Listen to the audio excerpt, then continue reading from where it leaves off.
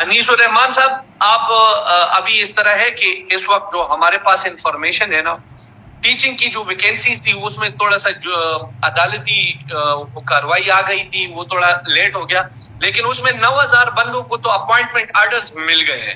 جو باقی ہے اس میں بھی پروسیس جاری ہے.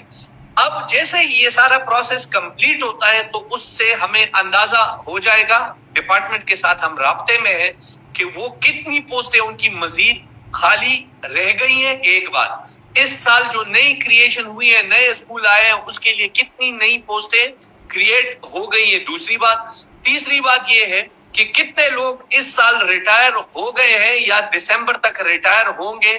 تو ان سب کو ان کا مجموعہ جو ہوگا اس سے ہمارے ایلیمنٹری کے پوسٹوں کا اندازہ ہوگا. لیکن ایک بات آپ اس کے ساتھ نوٹ کر لیجئے گا کہ پیپر بیس ٹیسٹ اس دفعہ کسی بھی صورت میں وہ نہیں ہوگا، یہ سارا کمپیوٹر بیسڈ ہی ہوگا.